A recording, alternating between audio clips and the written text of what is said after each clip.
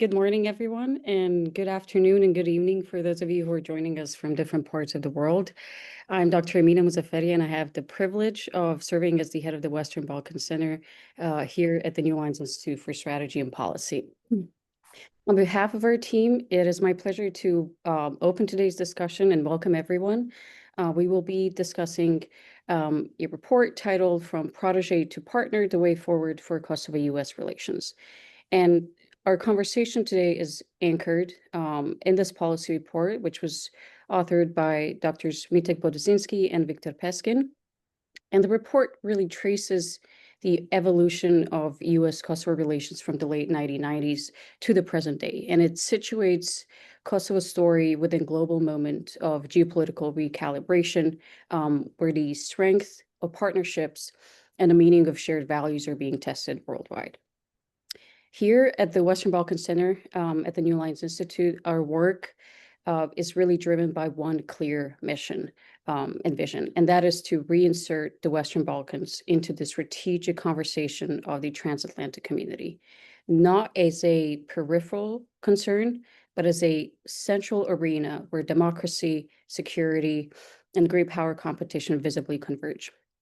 Within the New Lines Institute, this reflects our shared commitment to rigorous, independent analysis that links regional insight to global strategy.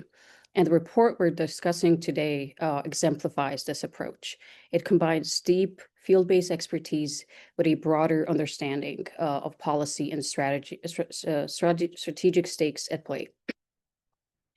We're fortunate to have a really exceptional panel with us today to unpack this report. Ambassador Jeff Hovenier, who served as a U.S. ambassador to Kosovo from 2022 to 2024. Dr. Robin Brooks, former director for Balkans and Central Europe at the National Security Council. Dr. Donika Emini, research scholar with the Balkans in Europe Policy Advisory Group. And of course, our authors, Dr. Mieczysław Boduszyński and Dr. Victor Peskin, whose insights will guide today's discussion.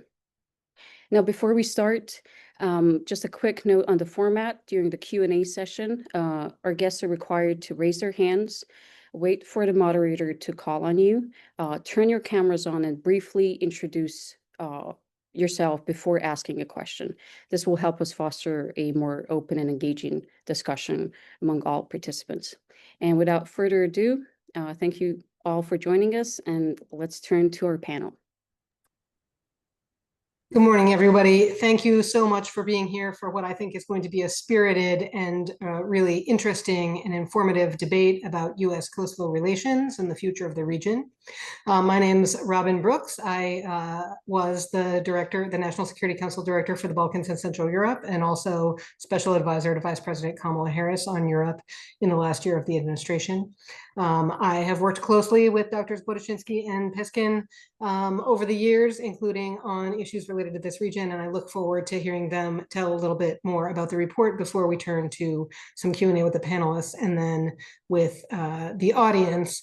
And I'd like to begin with a presentation by Mieczysław Boduszyński about the context of the project, and then hear about the recommendations from Victor Peskin, although hopefully many have read the report. Mieczysław, over to you. Thanks so much, Robin. Robin didn't mention actually that our relationship goes back to grad school at UC Berkeley many years ago, Victor too. So we really appreciate, and then continued through my time in the Foreign Service and so on. So Robin, we're really grateful to you for serving as moderator. But let me first of all say, first and foremost, thanks to the New Lines Institute Western Balkans Center, to Amina, especially for taking on this project and helping us sharpen it, in the last few months. It's much better thanks to you and your team. Thanks for giving us the platform, and thanks for the organization of this really important forum today. Thanks as well to Donika, who's been part of this for a few years now, from contacts in Kosovo to helping us sharpen our work. And I'll tell you in a moment about the broader book project of which this is part.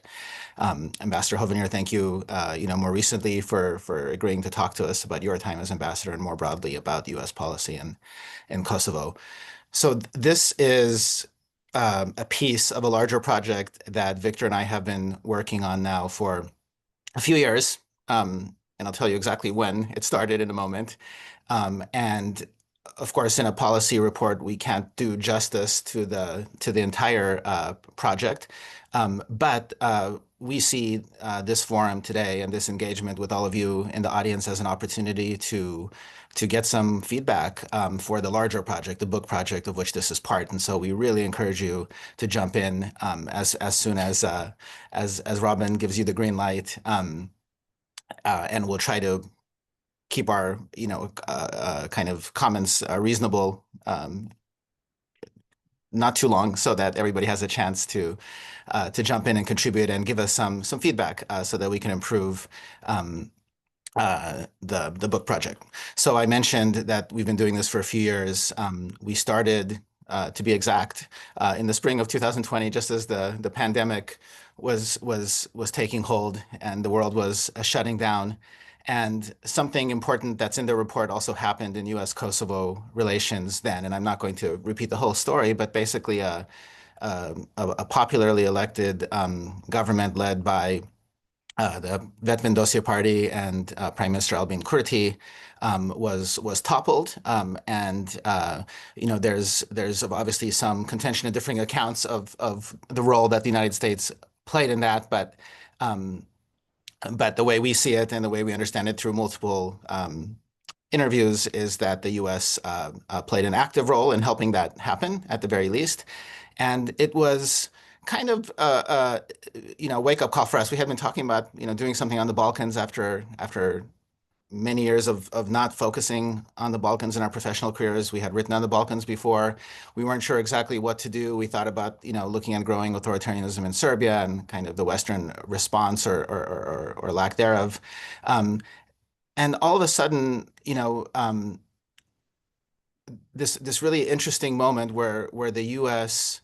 uses its leverage and what we describe in the report and in our other work on this topic as enormous, unprecedented leverage, because after all, the United States helped bring this country, Kosovo, into existence in this very particular way.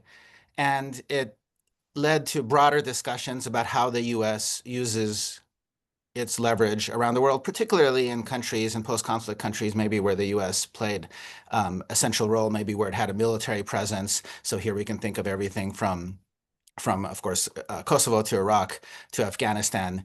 And there's often a tension there, right, in whether that leverage should be directed against what's perceived as internal stability, regional stability, or perhaps internal rule of law issues. And in an ideal world, those things should line up together. But in the real world of policy, they often don't. And that those events of the spring of 2020 and the fall of that first Kurti government were sort of an illustration of that. And so we launched this project looking at the uses of U.S. Leverage in Kosovo over this entire period since 1999, since the intervention. And we had a chance to interview so many people in Kosovo, but also U.S. policymakers who worked on Kosovo over the years. Some of them are here today, I know, and we're really grateful to you. Perhaps you don't even remember us because we interviewed you a few years ago, but we assure you that the project is ongoing, sometimes slow as academic projects go. But we're very grateful for all the input we received from people both in Kosovo and the U.S. To explore this really important relationship. And we're grateful to everybody else in the audience who could come today and join us. So with that, I'll turn it over to my co-author, Victor. Mieczysław, thanks so much. And thanks to Robin, to the whole panel, and to New Lines, and to everyone who's taking the time to be here today. I'm going to speak briefly about our recommendations, and we'd be delighted to discuss this further in Q&A. And before I do, I want to highlight a few key recommendations which are featured in the executive summary and at the end of the report. And I do want to underscore and acknowledge that although the policy report and our book project focuses on Kosovo-U.S. relations, here in this report, we have recommendations focusing on U.S. policy. Obviously, and importantly, the Kosovo government can also change as well, and that's something we look forward to discussing further with you. The first recommendation underscores the importance of democratic consolidation for advancing stability in Kosovo and in the Western Balkans more generally. This is a recommendation, but here we're also underscoring an important mindset about the importance of the US and the EU, other actors as well, supporting the building blocks of a strong democracy, rule of law, anti-corruption efforts. And this is a general recommendation that the US could do more vis-a-vis the current Vetëvendosje government to recognize the notable progress in rule of law, not only under this government, but in Kosovo over the decades since independence and the 1999 war. We believe that advancing rule of law, not a process of stableocracy, is the more sustainable path forward. Kosovo faces a myriad of internal and external challenges, but it's important to underscore and highlight in US diplomacy in general the real significant progress it has made in absolute and in relative terms. And Kosovo, according to the VDEM Liberal Democracy Index, is the most consolidated democracy in the neighborhood of the Western Balkans. Our second recommendation flows from the first one. Even though Kosovo is relatively advanced in its democratic consolidation, in this report we note some of the ways in which US diplomacy, especially recently, has placed greater scrutiny on Pristina than on Belgrade. This unequal level of criticism and consequences has occurred both vis-a-vis issues of internal governance and external relations with Serbia. And a very recent and quite stark example of the unequal level of scrutiny is playing out now with the Trump administration's recent decision to suspend a strategic dialogue with Kosovo, even as it has signaled the imminent start of a strategic dialogue process with Serbia. In the interest of time, I just want to briefly point out the headings of the last three recommendations, and we hope to have more discussion. The first relates to the importance of finding creative and constructive ways for the US to engage with Kosovo's vibrant civil society, activists, and independent media.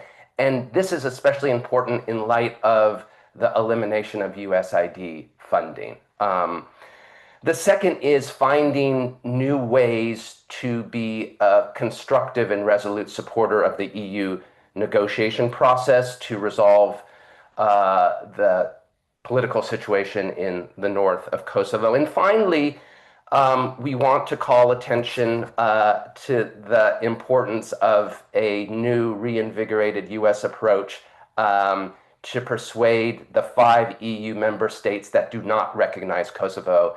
And solving that issue is also part of solving the larger puzzle of integrating Kosovo and Serbia into Euro-Atlantic institutions. Thank you.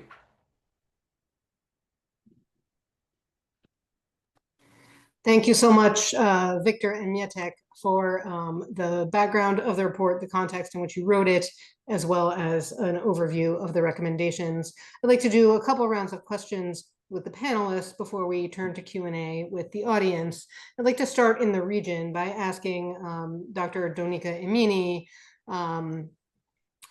The report argues that the United States has often focused more on the external aspects of Kosovo's existence, like in particular its dialogue with Serbia, rather than the internal sort of governance and rule of law issues that were happening in Kosovo domestic politics.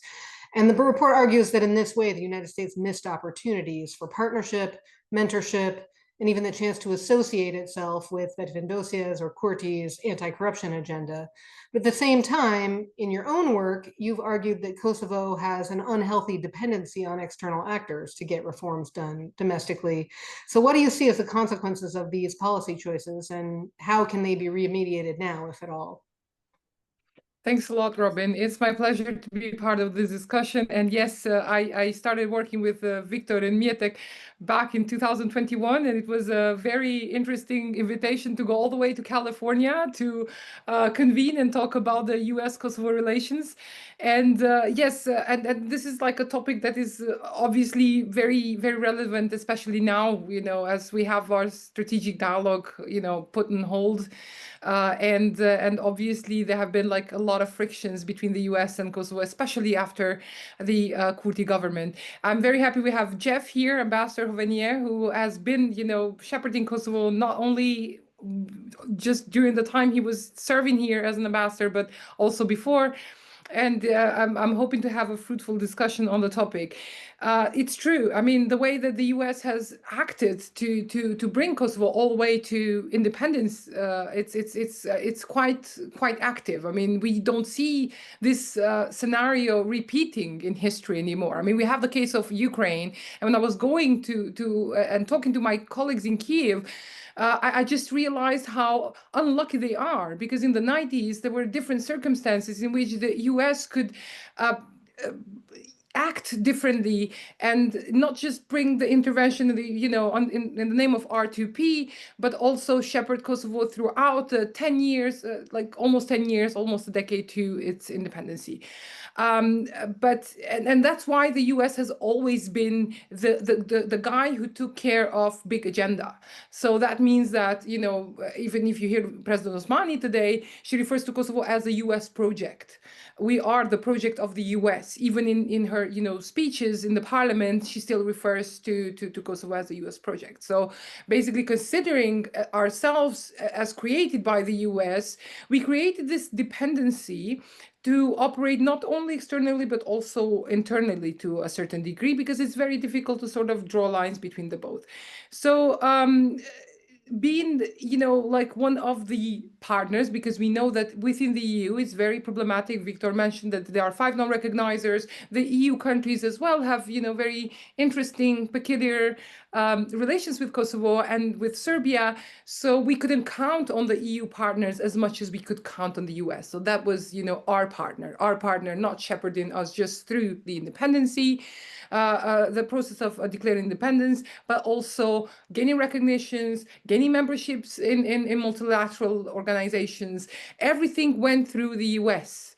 I was working with the UNGA back in 2012, and we couldn't go anywhere without the invitation being facilitated by the US diplomats. So we could see that the US has been shouldering Kosovo throughout these years.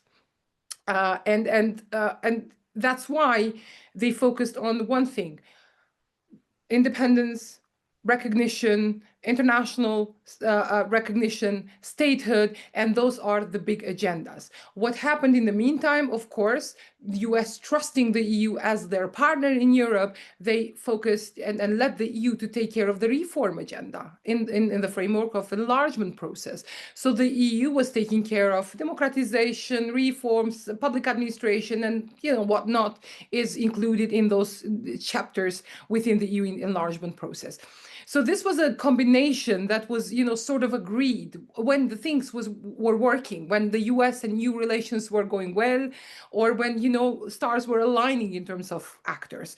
And but this doesn't mean that the US did not contribute internally, because if you look at, you know, like the tax administration, and then, you know, the ambassadors know this better than I do, the way that the US with USAID like has, you know, constantly invested in big projects in building the platforms, so the e-procurement, which is like, you know, anti-corruption agenda, like one of the big pillars, but also like the ICTAP program, establishing and also basically reforming the Kosovo police until like recently. They had the ECTAP with the Ministry of Interior, they had the Kosovo police. So you could see that also the security sector. So you could see that the US has been everywhere. What happened is that, of course, what is known as stabilitocracy is partners for dialogue. What the US wanted was a stable, democratic, or like democratic, claiming to be democratic governments who would sit, listen, and cooperate, which was the case with the previous governments until Kurti. But Kurti, of course, no one was expecting him to have a different approach. We were actually expecting him to be even more radical, given the fact that he is known for showing resistance to international community in general, but also to this agenda of let's show them we are mature. Let's show them we have a voice. Let's show them that we just don't just obey, but also have a say in processes that are important for our country. So in Kosovo, it's always black and white. It's either the political elite is very much divided, and Jeff will probably say more about this, is the old political elite who would just, even explicitly say, we would do whatever the US wants us to do. And then there is Kurti questioning everything. So there is no gray zone. There is no compromise between these two wings. Today, we have this kind of problem. And they're both wrong. Because first, like you cannot expect the US to know and to shepherd you for 3 decades, full stop. Independence was important. Recognition is important because we didn't have the capacities of course, to lobby. It's a lot of investment to be sponsored internationally, but it has to end. And the old political elite actually use this in their benefit. So, and this is related to corruption and to organized crime and also to state capture. Because what they would do is that every big decision was just attributed to the international community. Like, oh, like this decision, you might not like it, but this is what the US is pushing us for, including the Association of Serb-Majority Municipalities, the specialist chambers that are, a hybrid court, which is, in The Hague now operating under very, very questionable circumstances. So this wasn't because they wanted to stay partners with the US as much as they wanted to delegate all the blame and responsibility to the US. Because every debate, when they are questioned about these issues, they would be like, oh, but the US asked us to do so. It's not our decision. We just had to go with it. It was the best option we could get, and that's it. So, we became lazy, we became dependent, and we built this psychological dependency, which is very difficult. You would have MPs who are voted by the citizens to be their voice in the parliament, but they wouldn't vote without asking the US embassy what to do. So it's kind of, it takes both two to tango. And in this case, this worked very well. On the other side, there is Kurti, whose agenda was, we are grown-ups now. We are not the baby. We are not the project of the US. Now we can do whatever we want. Completely sidelining the fact that we are a small state, not fully recognized internationally. We are not consolidated internationally, especially now that the international multilateral system is kind of falling apart. I mean, we don't know where we stand. And sometimes with allies, you have to sit and talk and listen, because we see also, like even today's with the Trump administration, which is very difficult to navigate around the US, you still see Germany, France, and even like the nuclear powers like France and the UK navigating carefully around the US. So sometimes, you have to be more diplomatic, which wasn't the best trait that Kurti had. And, yes, what Kurti inherited was not okay. He had no ownership in the dialogue, but his approach towards the dialogue was quite problematic because you couldn't get any better at that point. It was already too late to get something good. After 2008, things started falling apart. I mean, even the US couldn't really push as much as it could push in the early 2000s. So Kurti did not have good circumstances around him. He had inherited also a very bad image because, I mean, there was a US ambassador who was attacked on the way to the parliament, and that's actually a big thing. And then she was an ambassador who was very proactive, and also and there is ideological differences because obviously Kurti is a social democrat, which in the US it's not well perceived. So all these things, created this friction. But I will play devil's advocate because Kurti had a chance at some point.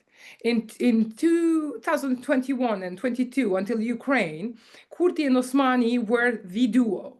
They were considered the reform duo, running on the anti-corruption ticket. They had the chance to start it right with the EU countries, with the US, but of course, because of the dialogue with Serbia, and here I must admit that not only the US, but also the EU does not see Kosovo as an actor. They see it as a dialogue with Serbia actor.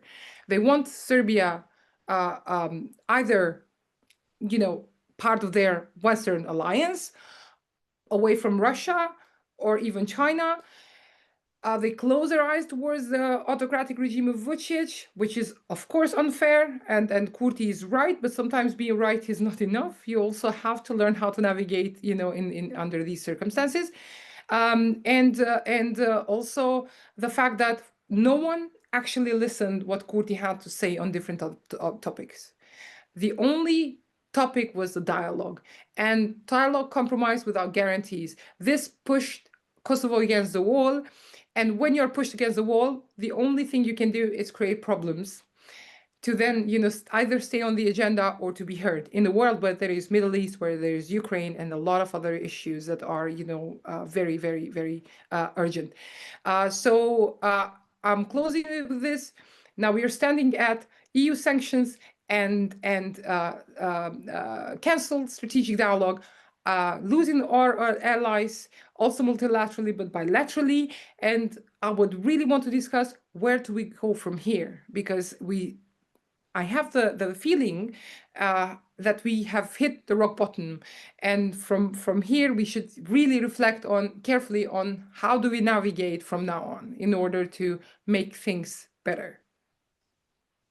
Thank you so much, Donika. That was a really great explanation of the view from the region, and I think really important for everyone here to hear how it's perceived as someone who has at times been critical of your government and given constructive feedback, and at other times obviously understands the importance of sovereignty. It's also a good segue into my next question, which is for Ambassador Hovenier, who was at post during the very time when Vetëvendosje in power became more willing, as a report indicates, to start saying no to Washington. And it's good that we heard from Donika about all the reasons why that came about, partly because Kosovo is in a development process where they're growing into their independence. But Ambassador, you were responsible for imposing some of the consequences on Kosovo for some of its choices to say no, including canceling joint military exercises when Pristina didn't hold back from installing mayors into their offices in Serb-majority municipalities after ethnic Serbs had boycotted the elections. Last month, as Donika pointed out, the US suspended strategic dialogue with Kosovo over other unspecified actions by the Vetëvendosje government. In retrospect, Ambassador, do you think suspending key venues for partnership is an effective policy tool if our end goal is a safe, secure, and prosperous Kosovo in a safe, secure, and prosperous Western Balkans region that's integrated into European structures? And also, was the US doing anything else behind the scenes to incentivize or otherwise convince Kurti and the government to make different policy decisions? Tell us a little bit about your time there. Thanks. Well, thank you very much, and thanks for this opportunity to talk on this panel. I do want to say at the outset, I appreciate very much the work that's been done on this report. I would not surprise anybody by saying I probably should not be seen as agreeing with all the conclusions of the report. I'm not here to challenge it. In fact, there's a lot of very good ideas, but I also think there is some context that's missing some of these things. And let me start with the last part of your question first, which was, were we doing anything to try to create incentives for the government of Kosovo to make some different policy choices and to build closer cooperation instead of some of the areas of difference that Donika and others have talked about? And the answer to that is, of course. And without giving away confidential diplomatic communication, I'll just note this. I mean, one of the policy recommendations of the report is to treat Vetëvendosje as a partner. And if we're moving Kosovo from a protege to a partner, acknowledge that Vetëvendosje, I think it says, is a genuine partner, recognizing it has views on sovereignty and that you should be cooperating on anti-corruption. I absolutely agree with that. I'll also say, I can't speak for the years before my time, although I believe my colleague Phil Kosnet, who also dealt with Albin Kurti as prime minister, did the same. I invested an awful lot of time and effort on behalf of the United States government in building a relationship with, and a constructive relationship most of the time with, Prime Minister Kurti and his government. And challenging a little bit of some of the assertions, Prime Minister Kurti didn't say no to the United States. He said no to the West, to all of the countries that have been playing a role in advancing Kosovo's trajectory to European and Euro-Atlantic institutions. He didn't say no to the West on everything. And in fact, we had a lot of good areas of cooperation during my time, and so did the EU. I will note on this question of prioritizing rule of law and countering corruption, this was certainly a huge U.S. priority for Kosovo as well. Danica talked about the millions of dollars in programmatic work the United States government did there. With our rule of law programs, there wouldn't be an independent court system in Kosovo, I think, without the support of the United States and the EU. There wouldn't be a fully professionalized, capable, best police force in the region without support of the United States, the EU. Many of the NGOs that do the hard work in Kosovo, bringing things to light on corruption and transparency, have support from the United States. I worry very much, as Victor, I think it was pointed out, maybe it was Mieczysław, that the suspension of USAID, the conclusion of ASD programs and activities is going to have an extremely detrimental effect on all this hard work. But where he said no, that it mattered from our perspective, because many governments of Kosovo said no to the US and to Europe many times over many years since independence and before. But where it became complicated were direct actions taken by this government on the most sensitive issue within the dialogue. And that is the question of the status of the ethnic Serb community in Kosovo, and by extension, the Serbian Orthodox Church, and the question of how do you deal with a very legitimate issue, which is the unraveling of Belgrade-supported institutions in Kosovo, particularly in the north, that should not be operating. No one expects that Serbia is going to operate its own hospital system or educational system as if it were an extension of the Serbian state. We obviously accept that Kosovo is a sovereign independent state, and we know exactly where the border is, and it is far north of Mitrovica. But how do you unravel that? How do you do that in a way so that needed services are provided to a very vulnerable community, a community that we worry quite a lot about, including in the Adsari process, because we knew that the non-majority communities, particularly the ethnic Serb community, were going to face some real challenges in a sovereign independent Kosovo. And so part of the challenge was building in protections and provisions for them. And where there was an understanding with prior governments of Kosovo that this was extremely sensitive and had to be managed very carefully and in coordination with the European Union and the United States, this government more or less consistently absolutely listened to us, but then took action completely at variance with the policy advice provided, not just by the United States. And you referred to, for example, the suspension of Kosovo participating in Defender Europe 23 after, this is just one little vignette. This was a very sensitive issue. Ethnic Serb, the Srpska list chose to boycott municipal elections. We didn't support that. In fact, we very actively engaged with Srpska list to try to encourage them to participate in the elections. They chose not to. Elections were held. There's an extremely low voter turnout in the 4 municipalities in the north, right around, as I recall, 2.5% to 3%. Mayors were elected, all 4 ethnic Albanians, 2 from Vetëvendosje, 2 from PDK. The United States immediately acknowledged the results of those elections as legitimate. We did point out to the Prime Minister and in public that these mayors probably should not assume they have a very broad mandate, since less than 3% of the voting electorate actually showed up to elect them. But we did not dispute their legal right to exercise the office of mayor. And in fact, we were already talking to them with USAID of how we could support the municipalities to be inclusive and provide support to the entire community, whether they voted for the mayor or not. But our advice to the government was, go tread carefully here. These are sensitive issues. And the actual municipal buildings where 3 of the 4 mayors would work from, because North Mitrovica was different, were also places where these illegal parallel institutions supporting ethnic Serbs were also co-located. So the office doing pensions and the office doing workers' comp claims, all these things were also in these offices. And it was clear that these newly elected mayors going into these buildings was going to be a flashpoint that could unravel so much of the work we're trying to do. So our advice to the government, and we actually went through this all on this question of the swearing in ceremonies for the mayors, where Prime Minister Kurti did not say no. He worked with us, and if you go back and look at the historical record, we found a way for all 4 mayors to be sworn in a manner that did not enhance tensions. But then the very next day, over our advice, and we learned about it very late and immediately engaged and encouraged him to approach this in a different way, They chose to use the police to obtain forcible entry to those buildings, going through crowds of 100 or 200 demonstrators, using tear gas and flashbangs and other things, and putting mayors in, two of whom, by the way, were meeting with me and the head of the European Union office at the time and did not want to be part of being installed forcibly.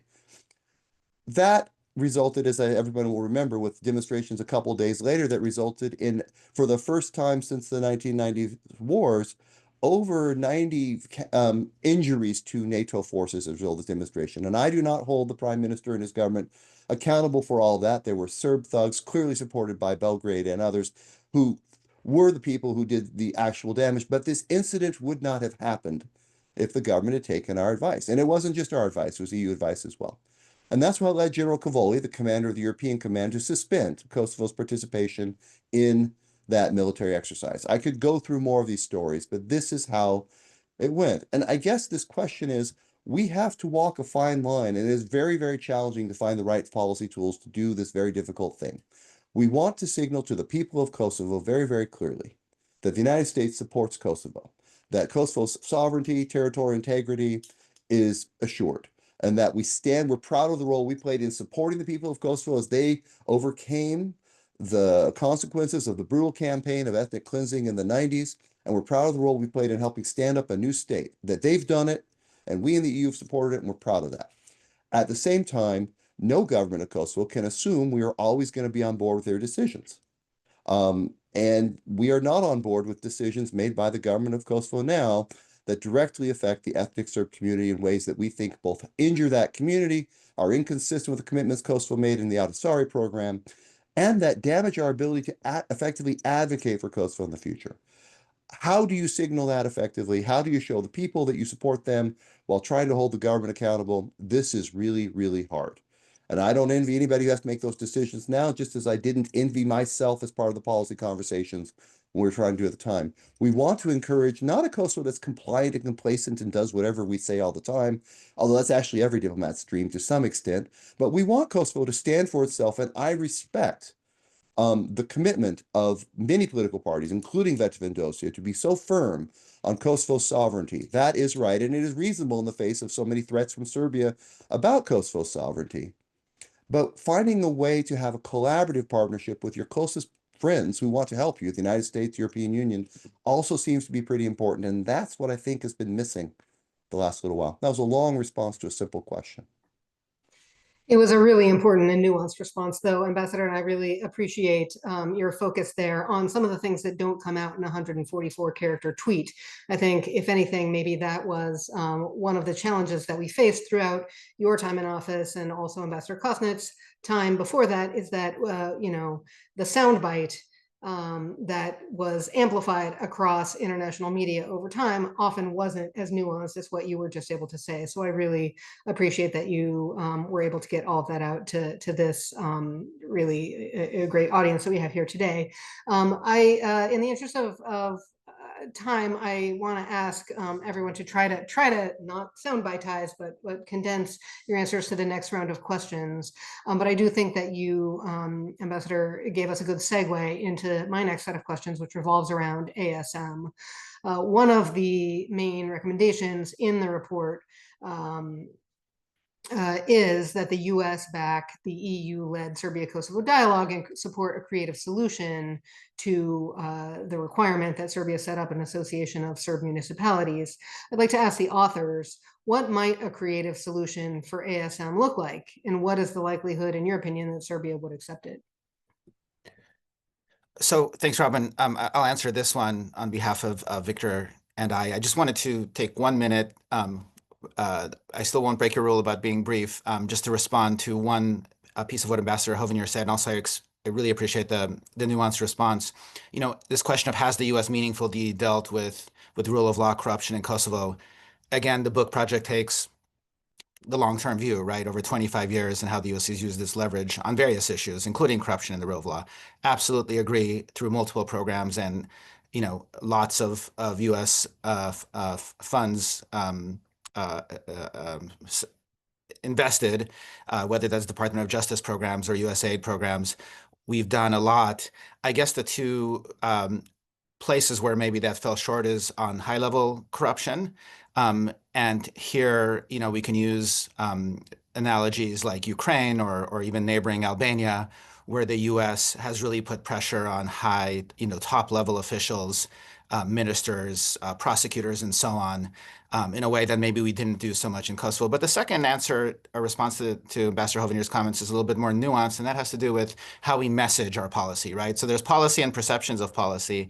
And I guess Victor and I have come to the conclusion through our research that the U.S. wasn't always good at messaging the fight against especially high-level corruption and abuse of power, for instance, associating itself adequately with Vetëvendosje's anti-corruption message at key moments, that there were some failures there.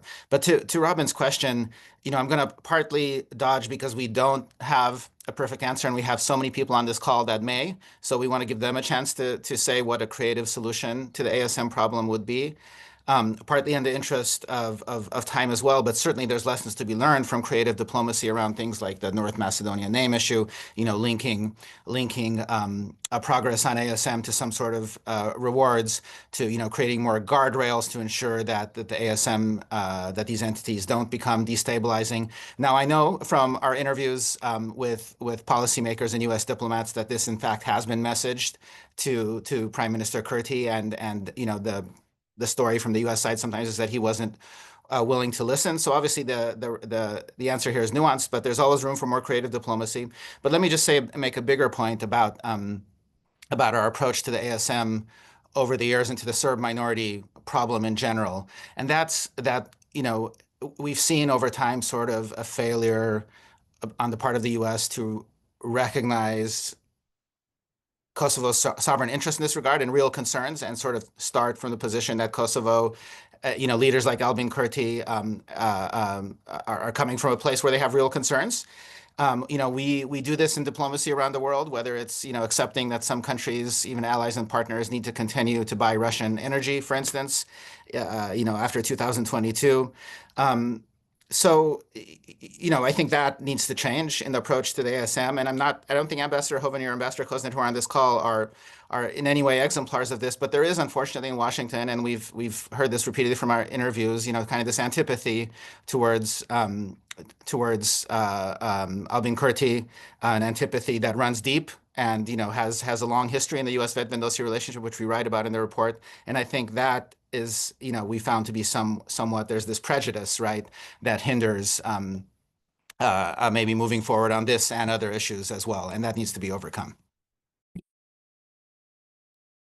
Thanks, Mieczysław, and I'm glad you took the opportunity to answer, to respond to some of the things that came before. Just wanted to turn back to Donika on ASM and ask if you think there's any form of ASM that would be able to pass constitutional muster in Kosovo and also be acceptable to all the citizens, both the Kosovo Albanians and also the Serbs in the north. What would that look like, and how can the international community support both Kosovo and Serbia to getting to yes on this issue?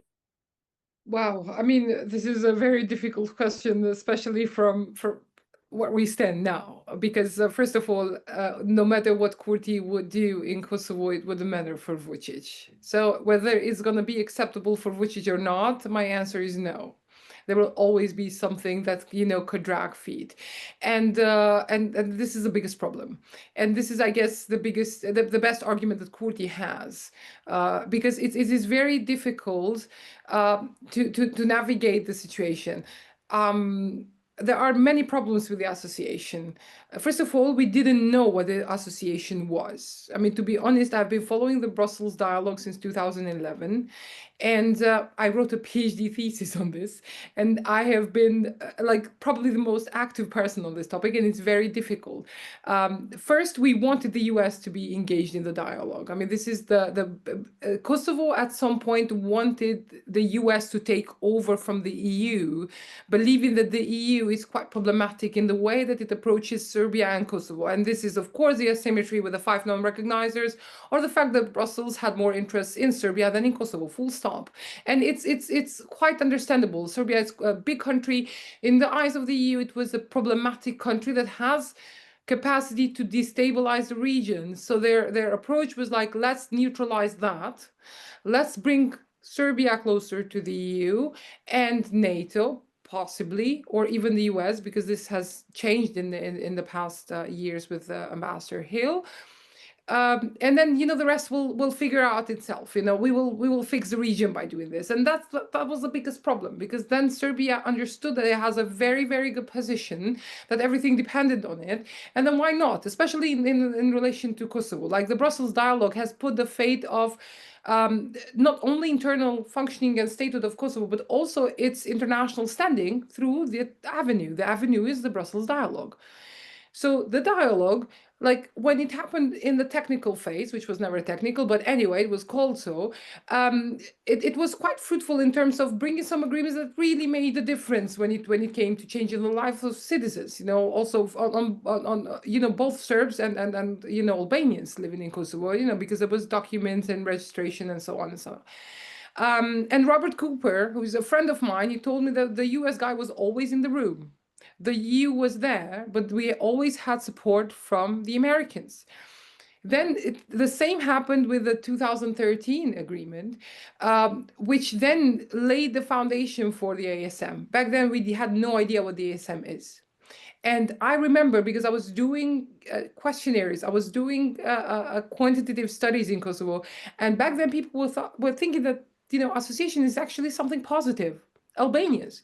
And then Vetëvendosje took over, and they have completely changed the narrative on the association, and rightly so, because when we saw the details of because the constructive ambiguity of Brussels didn't hold that long, when we saw the details, it was quite problematic, because you have a multi-ethnic state, but then you are creating something that is ethnically very well structured and specified. And this was not only with the ISM, this was also with the police agreement in the north, with the judiciary and all. You know, it was specifically saying that, you know, a Serbian judge should be there, a Serbian police officer commander should be there. Although in the north you also have Bosniaks. So and why, you know, specifies, it was like quite problematic for the way it was handled. And, you know, of course, in Kosovo, we sign everything that is brought because we have no ownership. I mean, Kosovo had no ownership. I wouldn't, we had Edita Tahiri as chief negotiator. She was doing well.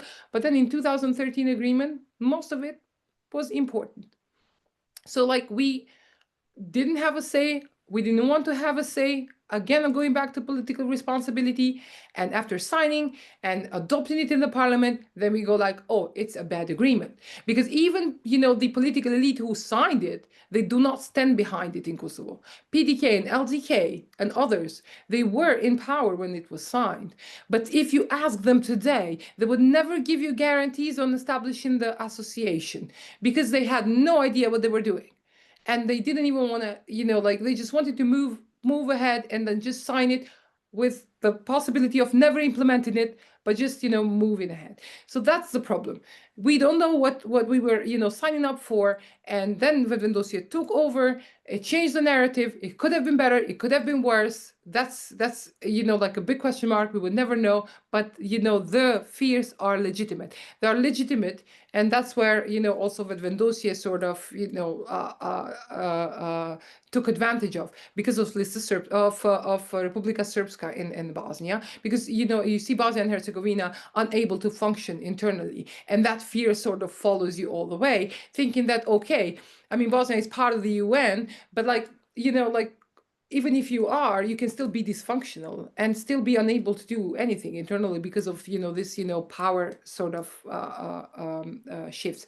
And the second one is that, where are the guarantees? I'm focusing on Kurti especially. They were like two different attitudes. For Vučić, association was the beginning of, because it was something that was signed in 2013 that had to be established in order to pave the way for more negotiations or whatnot.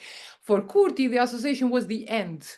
For Kurti, he wanted guarantees, and the guarantees were like sometimes ridiculous. It varied from NATO membership to 5 non-recognizers, which I do not believe that the EU, the US has something to do with.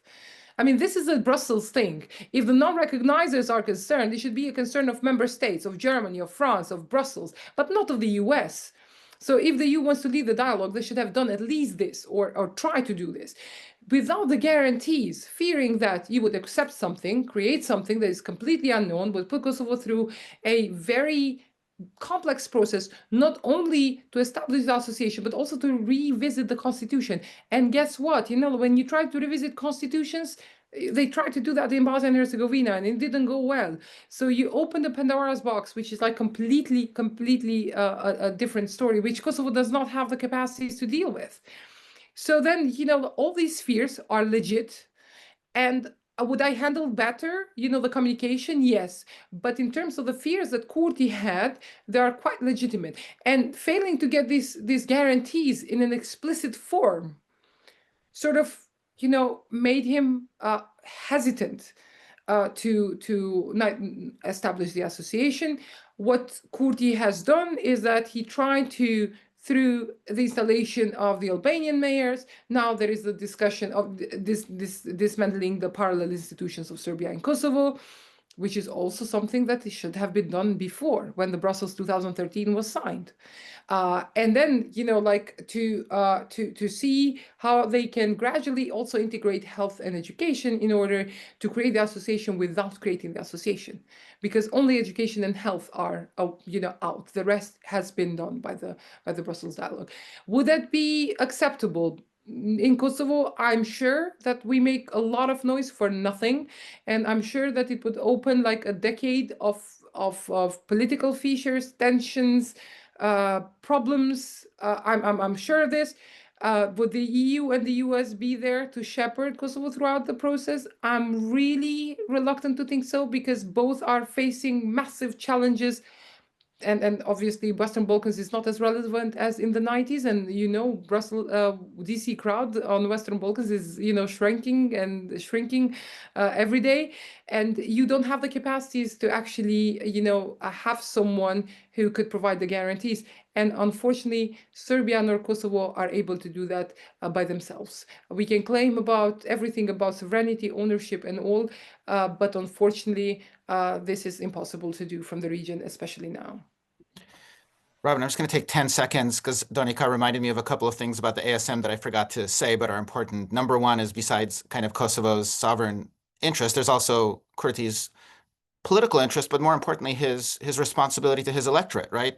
It's a democracy, as Victor pointed out at the beginning, and a relatively successful democracy in the Western Balkans context. He has to respond to his electorate. That's something we as Americans should recognize.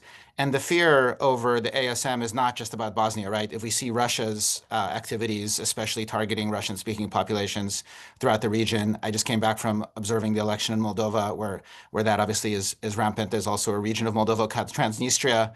You know, so there's some good reasons, right, to be afraid. Absolutely, and thanks, Mieczysław, for just jumping in. I was going to call on you, but I appreciate that. I wanted to follow up with Ambassador Hovenier, and I regret that we don't have, you know, either Ambassador Hill or someone who might understand the Serbian view a little bit better. But a lot of what Donika just said reminded me that, you know, I tend to believe that that Serbia sort of benefits from keeping the tensions high, from not having jurisdiction over the territory of northern Kosovo, but yet being able to control what goes on there, and keeping this an unresolved issue. So, Ambassador Hovenier, I was wondering if you wanted to comment, you know, from your perch in Pristina on that question, and then just sort of give us a little bit, as briefly as you can, just as we're running low on time now, but that during your tenure as ambassador, how did you view the Serbia-Kosovo dialogue led by the EU, the US role in supporting that, and what we could have done differently or more effectively, if anything?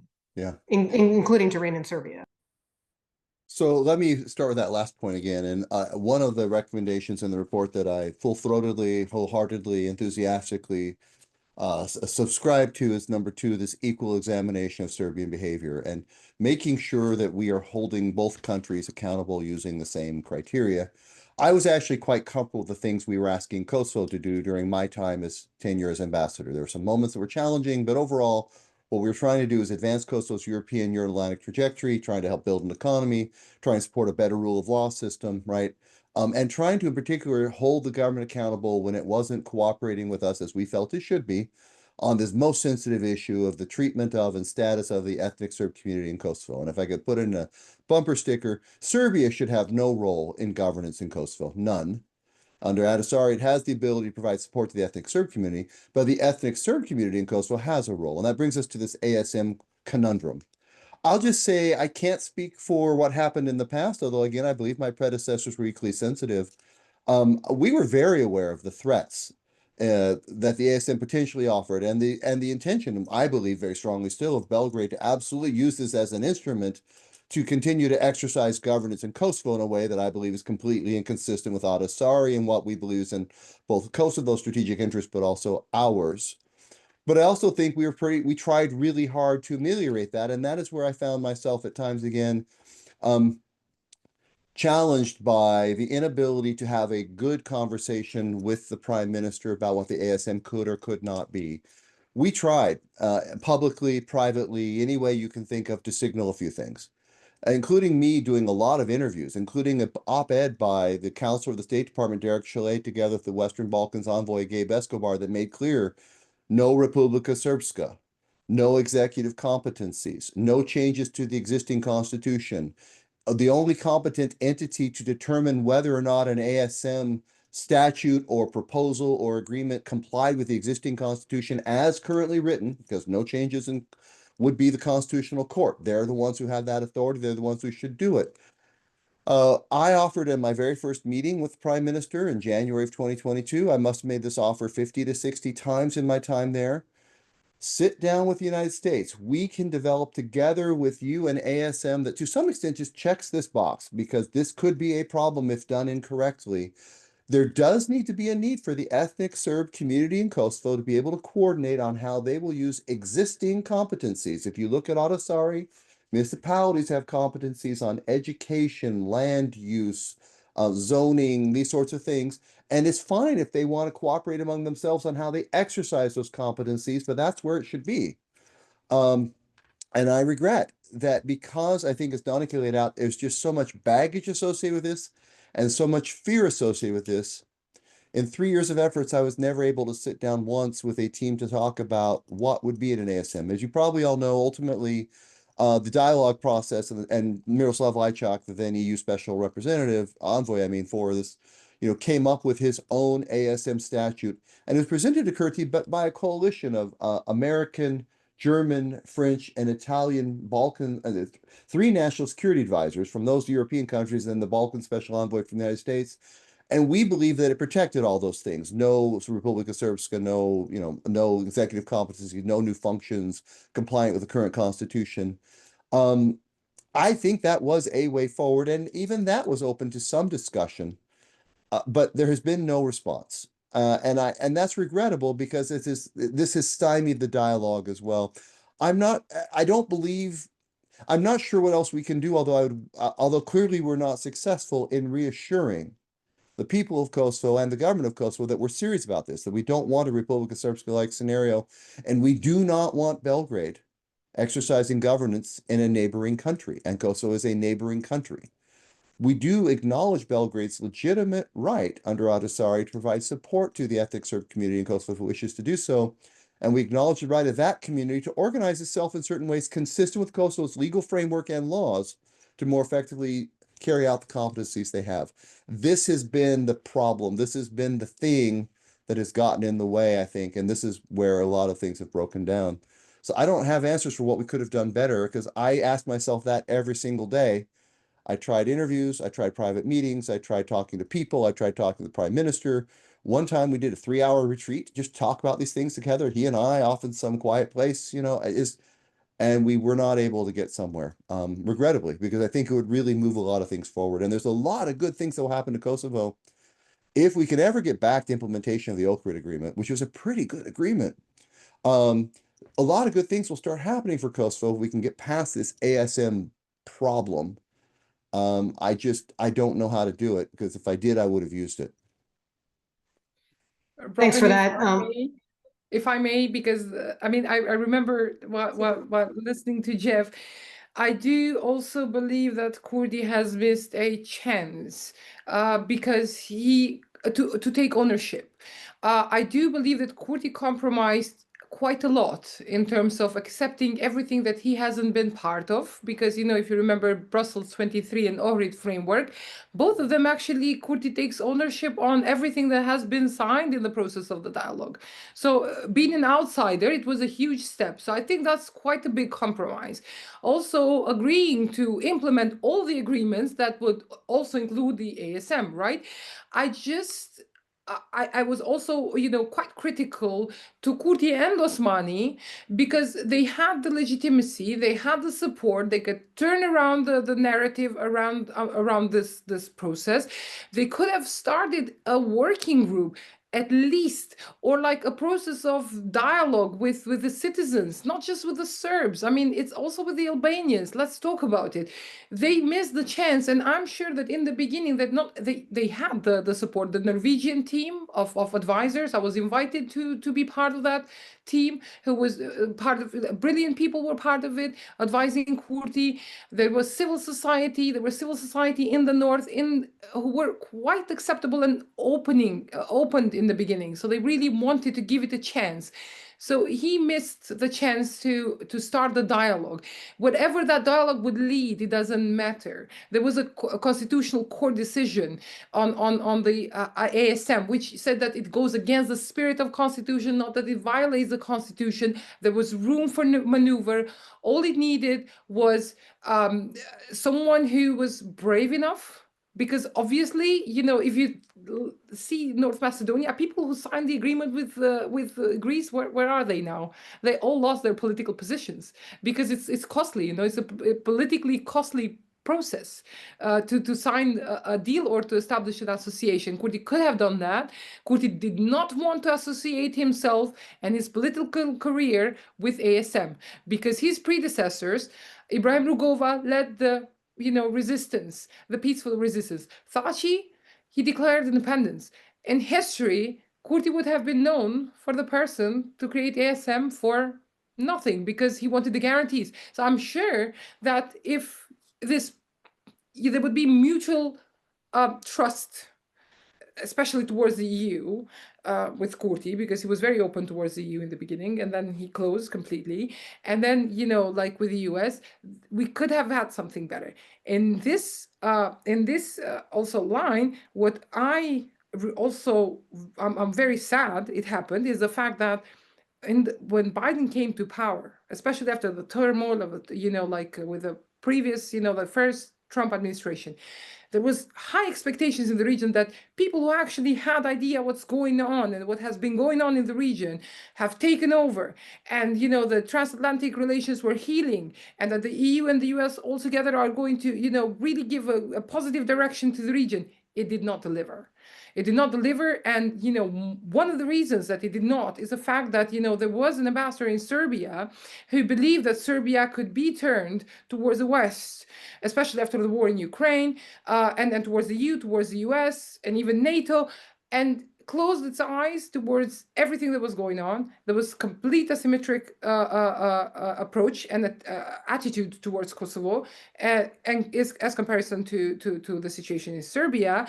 And we have civil autocracy, what Robin and I talked a lot when I was in DC, and this was the wrong approach. And to have the EU and the US all together with all these high caliber people being involved and not being able to move the process from point A to point B, it was really sad. Now we miss that chance. Trump administration is working completely different in in a very uncertain way. And in this, period, Robin, to answer your question, we just hope we're not on their agenda, that they are not going to deal with Western Balkans, that, we will sort of, get past this, entire phase under the carpet. And then when the new administration comes or things, get better, then we will get our chance to improve the situation on the ground, unfortunately. Thanks for that, Donika. You actually just answered, I think, a question of Margarita Asenova in the Q&A. I want to point out here that we have about 30 minutes left. We could go over if people have time by a little bit, but I know that both Mieczysław and Victor on the West Coast have classes that they have to teach pretty soon. I wanted to do a lightning round with the the panelists on foreign influence, and give the authors a chance to sort of talk about that as well. And then we need to get to Q&A from the audience. Please drop your questions into the Q&A. I see a few there already. I do not actually see the audience picture, so I don't know if you've raised your hand. So flag in the Q&A box if you have a question, and we'll call on you. And at that time, Emina will be able to unmute you to ask your questions. We seem to have questions from Dan Freed, Phil Cosnet, Jennifer Brush, and Gopi. Yep, I see a lot of the questions in there. We'll No, I mean with the hands in the air, and I think it'd be nice to hear from Dan and Phil and these folks too. So I see absolutely. hands raised already from Jennifer Brush, Gopi Bandipati, Philip Cosnet, Daniel Freed, actually 6 hands. I think you should be able to see that too, Robin, and then I can just easily unmute them when you call on them. Okay, sounds good. But I want to do a quick lightning round. If the panelists agree on foreign interference, because I know that the authors of the report, Mieczysław and Victor, wanted to talk a little bit about U.S. leverage. I wanted to ask Donika to talk a little bit about foreign malign influence and the role of Russia, and then have Ambassador Hovenier respond on the role of U.S. assistance and what might happen with the shutdown of U.S. aid and other forms of assistance that you pointed out earlier were so important in our ability to actually influence what's going on the ground. I'll just start quickly with the authors. You describe a situation in which the U.S. exerted unequal pressure, and this is accurate based on my experience sitting in Belgrade during the period when you were starting this project. The U.S. was exerting unequal pressure on a country with a relatively good record on consolidation of democratic institutions and desire to implement anti-corruption reforms, and for that reason lost leverage there, at the same time that we heralded improved relations and less tension in our relationship with Serbia, a country whose commitment to its EU accession-related reforms was sometimes in question, and as a result also lost leverage there. You're both political scientists. Under these circumstances, how do we even define and understand the concepts of allies and partners, adversaries, and leverage in the Western Balkans today and in U.S. foreign policy? But super quick, lightning. I'm going to let Victor mostly answer this with a particular case study, but there's this tension when we think about allies and partners between upholding that alliance and partnership and dealing with a democratically elected government in that ally or partner who may act in ways that don't reflect our interests and or values. And it's a huge problem in Israel, with our policy towards Israel right now, for instance, but in many other places as well. So that's sort of the bigger picture. But Victor, if you wanted to jump in on the... Mieczysław, thanks so much. Just a reflection on how we treat allies. I'm taking the question in a different way, drawing upon some of our joint research and a separate research project I've been working on for quite a long time about the development of the Kosovo specialist chambers that we mention in the report. And this is interesting. It's an interesting case study about the role of the US and the European Union in holding allies to account, because the Kosovo specialist chambers and the EU-run Special Investigative Task Force that preceded it is really this unprecedented example of Western allies pushing for an international legal process, a robust one, to hold allies to account. And the mandate of the court is focused squarely on former KLA fighters and leaders. And so in a way that almost challenges the thesis in our report where we talk about the lack of a sustained US pressure for rule of law in the previous era. This is a very intriguing example of where the US and EU has put pressure incentives to advance a legal process in the hopes of advancing rule of law and relations with Serbia perhaps as well. So much for that, and I hope it is a start at answering one of the questions on the specialist chambers in the Q&A there. Donika, I just wanted to ask you, you and I have collaborated on analysis of foreign malign influence, in which we argue that it's often more a rhetorical cover for the policy choices of local leaders, whom you call kingpins, to benefit themselves and their cronies, as opposed to a concerted effort by Russia and China, or the malign actors that we imagine, to meddle. But nevertheless, how do you see U.S. policies as described in this paper and in the conversation we've had so far as enabling low-cost interference by malign actors in the Western Balkans? What might the consequences of that be, and how can the international community reduce the potential for foreign malign influence and bolster resilience? I think the biggest, the most unfortunate thing that we have in the Balkans is that we have leaders who constantly want and portray the region as the geopolitical chessboard. I mean, now that Ukraine is happening and, you know, there is a lot more bigger issues, this card is not as successful as it used to be. But honestly, like, I do think that when we look at autocratization, looking at it only from the geopolitical constellation provide only like very, very small explanation of it. I think, and that's why I call them local kingpins, and I call them, you know, because they are these leaders who invite, who want to become the geopolitical chessboard. They have been opening the doors towards these malign influences, and this is where Vučić has mastered it. And it's not the Vučić's policy; it was Tito's during Yugoslavia. You could be with East and West, and you can get away with it. And honestly, I was surprised that this, you know, approach was actually working even after the Russian invasion of Ukraine, because it was working before, you know, staying on the fence and all. But afterwards, it was quite difficult in Europe to actually just completely disregard the fact that, you know, there is a, you know, like the chapter on alignment with the EU in enlargement, within the EU enlargement process, and Serbia was not aligning with the EU when it comes to its foreign policy towards Russia. So this is, I think, you know, quite important to look at. The other thing is that, for instance, what I would be more worried about is the fact that if you ask people now in Belgrade, is Vučić a Russian or a Chinese person, or is he a Western person? They would say that he's a US and EU guy, full stop, because he has been appeased by the West for such a long time, since 2013 to now, when Vučić came to power after the Brussels Agreement. All he received was appeasement.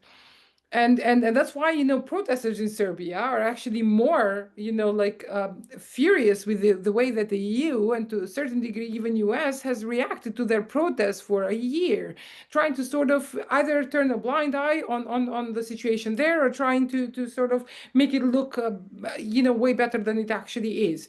So this is worrisome. The other thing is that these when we look at the situation in the Western Balkans only from the geopolitical perspective, we take away the actorness and the agency of the local leaders. And this is wrong. And this is what I, you know, been saying since the beginning. You know, they are responsible, they have agency, they have agendas, and they should be looked at. And this is not just the case with Vučić.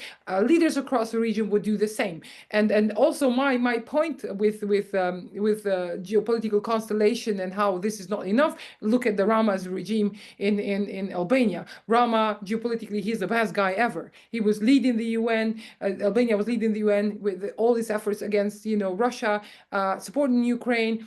And now he's you know, the pro-EU guy, the pro-US guy, and everything. But Albania is not more democratic than other countries in the region.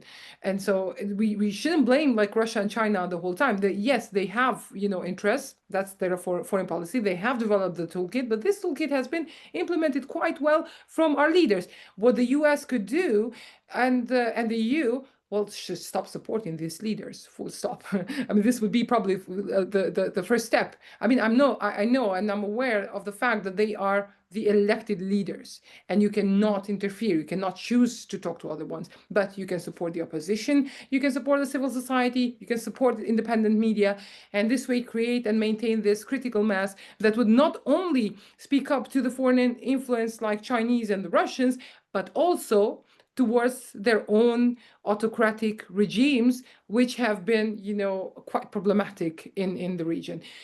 So that's why I argue that they are the local kingpins. They are to be blamed. They are responsible, and supporting them is not good. And what we have seen in the past, unfortunately, especially towards Serbia, not just the U.S. but also the EU, appeasement happened, especially after the lithium agreement. You would see that geopolitics wins. Security wins, stability wins over democracy, and unfortunately, the citizens and us will have to pay the price for it. Thanks so much, Danica, and I think that gets a good start at answering one of the questions in our chat as well. Just one last question for Ambassador Hovenier before we turn to the audience questions, and we'll take them in the order that they were received. Ambassador Hovenier, on foreign malign influence, the U.S. used to have, and you described this, a good deal of soft power in the region through USAID, the Millennium Challenge Corporation, the National Endowment for Democracy supported institutes, and so on. What do you think the value was of all of that, and what are the likely consequences of the decision to shut down a fair amount of this assistance for Kosovo and the region? Yeah, the decision to end USAID and more or less terminate almost all of its ongoing programs in Kosovo is an unmitigated disaster. And if there's a perception now that U.S. policy was not fully balanced between the work on dialogue and normalization relations with Serbia and the other key parts of the agenda. And for us, it was Kosovo taking its place in European Euro-Atlantic structures, which was trying to get progress on dialogue and seeing the Kosovo Security Force transition to a NATO interoperable multi-ethnic territorial defense force, one big strategic goal. But we had two more: an economy that actually delivers for the people, right? Because Europe's youngest country, not a lot of young people see a future in Kosovo right now. We want to change that, and millions of dollars invested to help this economy grow and deliver prosperity to citizens. And then the third big goal was good governance, and that's the anti-corruption agenda. That's standing up institutions. I mean, we could spend a lot of time, which I won't, on all of the ways in which civil society, independent media, government functions are better because of our assistance programs, with the exception of the $200 and something million MCC program for battery storage and helping Kosovo's energy infrastructure be part of the 21st century. Everything else we were doing is pretty much into it now. And that is an unmitigated disaster from my perspective. And we will be much less able to have a balance in our efforts to support the overall trajectory of the country. So I can't understand it. I do not believe it to be in our strategic interests. You had another part of your question. I forgot what it was, this front part. I just was so focused on the USAID suspension. I think that's the most important part, and I think some of the questions from the audience will get at the other part of my question. So I'd like to move on to those. The first question I received was from Dr. Gopi Bamidipati. Could you please turn on your video and unmute yourself and introduce yourself and ask the question? Hi, so my name is Gopi. I don't know whether I can have my video here, but my question to you is, in light of Trump's transactional, deal-focused approach to Balkans, evidenced by the suspension of strategic dialogue with Kosovo while strengthening ties with Serbia, can the EU realistically assume the role of Kosovo's primary partner in supporting democratic governance, anti-corruption, and security reforms? Thank you.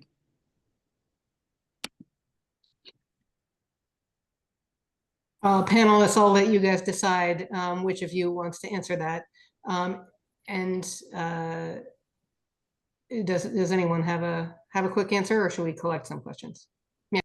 Yeah, I answered, briefly in the chat as well, because I wasn't sure how much time we had, but I guess part of it within the Trump administration, on the part of creative career people especially, is selling rule of law or rule of law promotion as being compatible with America first. And I'm not sure how to do that. I mean, I have noticed that I follow the U.S. Embassy Tirana handle, for instance. They don't no longer even use the word corruption. They only use organized crime now. They've noticeably taken out the use of the word corruption. And I'm not, or maybe I do know why, but so I think it's an uphill battle. On the other hand, we've seen U.S. policy continuing in countries like Georgia, as far as I know, the Magnitsky or whatever targeted sanctions against some of the corrupt oligarch-like figures are still in place, even though Georgia Dream, the ruling party, expected that they might be removed. So I'm not sure what that all means, right? But maybe some other people can do some Washingtology and. If I may, just like shortly, yes, in the world of, short-term transactionalism, I mean, we have lived in the transactional world for a very long time. I mean, even, when we talked about conditionality, the EU conditionality, there was always, some sort of transactional and trade-offs and so on. But this time, with Trump administration is completely uncertain.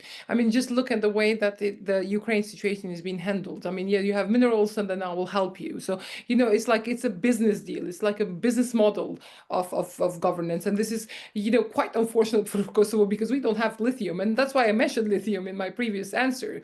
Because, even civil society in Serbia, they were like, oh my God, what's going to happen to us? Because, if Germany, I mean, with the Green Party of Germany goes, forward with the lithium agreement, they not only close their eyes towards what Vučić is doing within the EU, enlargement framework, but also they don't give a damn about the environment in the Western Balkans while preaching for the green agenda. Then, what kind of values are we talking about? So now, yes, you can become democratic, and I was like sincerely hoping that Kurdi would be the Taiwan case in which, you would become a strong democratic country, and then, you would divide this, strictly divide this, internal issue with what is happening externally, and so on. But we didn't do that. Otherwise, in the Western Balkans, Kosovo has basically nothing to offer. What we could offer, we did. And honestly, like, we don't even know, like, discount in the EU enlargement process, like, I don't know, trade our, veto power or whatever, if we become part of it, it just doesn't make sense anymore. So that's why, all these leaders in the Balkans, they can, do whatever they want. Because first is geopolitics, then it's, resources, then, also Germany had this approach towards Serbia with labor market, the potential, economic potential of Serbia and so on. And that's why, when you preach about democratic values or EU enlargement process or reforms, people laugh at you because they know that they would lead probably nowhere in the world of transactionalism. Yeah, I'll just add one thing here in answer to the question. I think we've seen from the Trump administration a very clear signal stated rather explicitly that the United States will no longer be interfering in the domestic sovereign affairs of countries, including through the Human Rights Report, which have been shrunk down substantially, which no longer discuss corruption and rule of law issues, and which it seems maybe are being pre-negotiated with the governments of the countries affected. So it's not clear that democratic values in particular, and anti-corruption are in fact still priorities of the United States government. And yet at the same time, it is clear that transactions including US participation in Expo 2027 in Serbia, which Secretary Rubio told Marko Đurić was guaranteed on the margins of the UN General Assembly, that's a thing, that real estate developments are a thing. Donika, I don't know what the Trump administration's position is this time on Lake Gazivoda and what that might have to do with Kosovo, but you said you don't have lithium. That's a resource that you do have, and those are all things to watch, I think. And I think I could also quickly, and I know Donika already sort of gave a short answer to Margarita Asenova's question in the chat, but about what US policy towards Kosovo even is right now. I think we're all at this point reading tea leaves. And if anything, we see that there is some continuity from the past in terms of the tweets and the short official statements that we see, especially with regard to Bosnia and Herzegovina and the situation in Republika Srpska and Dodik's secessionist rhetoric. There is some continuity. I think that's good. And to the extent that the US is not paying careful attention to the region, it's probably a good sign, because it means that the US is in a better position to pay attention to the bigger problems in Europe. And hopefully going to address those in a positive way. I want to go on to the next question from the audience. Was from Jennifer Brush. Jennifer, you then stated that you wanted to yield to Dan Fried. Is that still your decision, or did you want to raise one of your questions? Always yield the floor to Ambassador Fried. That's been my career lesson in life. All right. In that case, Ambassador Fried, can we call on you? Sure. Let the record show that Jennifer Brush's reports from Bosnia on the eve of the outbreak of war were prophetic. She called it when not everyone saw what was going to happen. That's a long time ago, but it stuck with me. this is a distressing discussion. I like the balance and sophistication of the discussion of the report, and Jeff Hovener's points are well taken. But as the discussion goes on, the larger context looks bigger and bigger. Trump administration and whether they will be unmovable or disinterested or simply side with Serbia. And then there is Vučić's calculation of what the Trump administration will do, both of which look dismal because if you're a Serb, you may be forgiven for thinking that you could just have to offer business deals to Don Jr. or Rick Grinnell or someone else, and you've got your political inside track. The question, though, is whether Danika's despairing remark about Kosovo not having any transactional cards to play is accurate. When faced with an immovable problem and an imminent, unavoidable catastrophe, start thinking bigger, start thinking about ways around it. President Trump likes to solve wars. He likes to be the great peacemaker, the deal maker, and he does have the ability to smash through previous positions.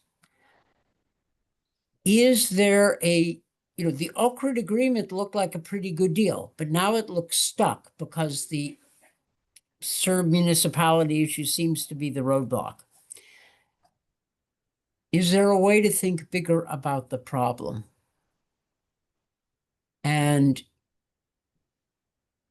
try to convince Kurti not using the language of democracy, the language that I and Jeff and everybody else has been using for years and years, but the language of Trump world? And the point, I'd be tempted if I were talking to him to say, either you propose something or Vučić will run the table. So get going. Is that possible? That's my question. Look ahead, and is something like that possible? Because otherwise, I just see Belgrade working its channels and getting the inside track. If I may, shortly, no, do not expect that from Kurti. I mean, Kurti will never speak the language of Trump. Kurti is an idealist. I mean, I always say that he's a perfect public speaker. You could send him all over the world to talk and deconstruct philosophical theses or speak about a dystopian world, the world of being right and so on. But I don't see Kurti as being the diplomat who can persuade or speak Trump's language. And also they are already in a very tense situation because, 2020 was, 5 years ago and Rick Grinnell still remembers everything. So he goes after Kurti and Osmani always on Twitter, pointing out that we remember what you said back in 2020. So you could see that there is, and they're vengeful, they're petty, so they will never overcome it. And Kurti will not be able to do that and wouldn't want to do that. What I saw, where I saw something, getting towards this direction is with Osmani. President Osmani was the critic. In 2020, she was very much, Kurti's line and, always, tweeting and fighting with Rick Grinnell. It was it turned out very ugly. They won elections because of, the resistance that they shown towards the Trump administration when no one actually was daring to speak against. But now recently I can see that she softened her language. She exactly is saying what you are pointing out. She understood that Trump wants to win the Nobel Peace Prize and she is playing that card. She's constantly nodding and she's constantly confirming that Trump's, I don't know if that's true because it could be true. The fact that, there was something, that could have happened between Kosovo and Serbia in the past, months, and then Trump, stopped it and prevented the potential war and so on. And Osmani just played along. She said, yes, that's true. And, President Trump has done that. You could see her, very, very charming and not in a bad way. In Paris, when Notre Dame was open, you could see her reaching out to Trump, to Elon Musk. And, you could see that she's also trying to play that card. Rick Grenell went against her, saying that we remember what she said in 2020. He retweeted what she said exactly back in 2020. You could see that they remember. But I can see Osmani trying to speak that language. Kurti would not do that. And that's where the problem is. And in the meantime, it's not just the way you speak, it's the way you invest. I mean, you are the DC crowd and you know how DC works. But to be honest, Kosovo embassy in DC is super small. Like they didn't even care about investing in diplomatic capacities to make our voice heard. We think that, what happened in the 90s happened in the 90s and, the US will always shoulder Kosovo no matter what, no questions asked. And we are wrong about it. I have seen the Serbian embassy in DC. They are super active. They know what they're doing. They invest a lot in diplomacy, in lobbying and everything. And they basically succeeded. So what we, can also blame Trump's and whatever, we should also look towards ourselves. Are we investing with our allies? Are we investing in Germany? Are we investing in France? Are we investing in the UK, in the US? And do we have an agenda? Do we plant the seeds? Do we bring them on board? Do we sit and talk to our allies? Do we persuade them to hear us and to work together? We don't do that. And in diplomacy, you also have to be charming and you have to be sort of able to navigate difficult situations. Again, unfortunately, you can be right in an academic world and, in theory and all, but in practice, you have to be pragmatic and you have to know how to play the game. And unfortunately, this is not Kurti's strongest trait. I think Monica, I would just disagree for a moment about the role of your embassy, the Kosovo embassy here in Washington, because I think they did try pretty hard on a lot of things. They tried very hard and successfully got Kosovo invited to the first summit for democracy when that wasn't initially on the calendar, and that happened through President Osmani's visit here. They brought Dua Lipa. They came up with an award to grant to President Biden on behalf of his son Beau. So there were a number of attempts by the embassy, in particular, I think, initiated by President Osmani. The question is, they weren't received in the way that your government expected them to be received, partly just because of what was going on in Washington at the time when we had bigger fish to fry and it was still sort of high COVID. And that's unfortunate that somehow that couldn't be sustained. And I think that warrants a whole further conversation. Ambassador Hovenier, you also had something to say, and then I want to make sure that Ambassador Kosnet gets a chance to also speak. Just very briefly, I mean, Dan's point's exactly right, and it won't surprise Dan to know that has been part of the conversation with Kurti and Osmani and others at this time, although I don't think anybody from the current administration is having those conversations. But I will say Albin Kurti is most challenged when he feels like his principles have to be somehow watered down or compromised in some way to achieve a pragmatic outcome. That is just very, very challenging for him. Thanks, Jeff. Phil Kosnet, do you want to provide any further comment or ask your question? And then after that, we'll turn to Jennifer Brush, who wanted the floor back. Thanks, Robin. I will limit myself to 3 observations, and I'll try to stay brief. And they're all keyed to earlier comments in this terrific conversation. It's great to see everybody, by the way. Okay, first off, with regard to respecting Kosovo's democracy, I mean, absolutely. None of us should have to actually say or write that we should be respecting Kosovo's democratic process, but it's important that we do, not just because it is the moral and ethical and American thing to do, but because it is effective. I think there is an attitude among some folks in Washington and in European capitals, but I'll focus on Washington, that if only Albin Kurti would go away, everything would be okay vis-a-vis Kosovo. I worked with 3 different governments, the governments of Ramush Haradinaj, Albin Kurti, Abdullah Hoti, and with President Thaçi and President Osmani. All of them were very eager to say yes to the United States on most issues, but they all had red lines, and those red lines all involved Serbia. And they had different ways of approaching Washington. Most of them, most of them were a little more indirect than Albin Kurti when it was time to say no. But the notion that, that if someone would just rid us of this meddlesome priest, everything would be fine, does not track with my experience. Also, to the extent that some folks in Washington, and this transcends party politics, because you could see this in the Biden administration as well as in the first Trump administration, to the extent that some people just wanted, to shoehorn Kurti out of office.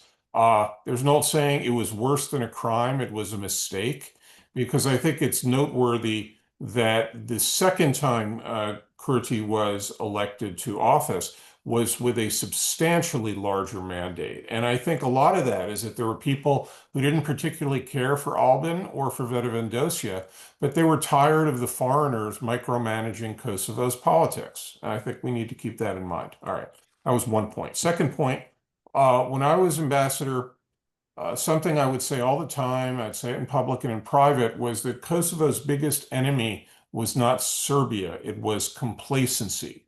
Because there was this attitude that Kosovo was going to continue to receive all this foreign economic assistance and security assistance.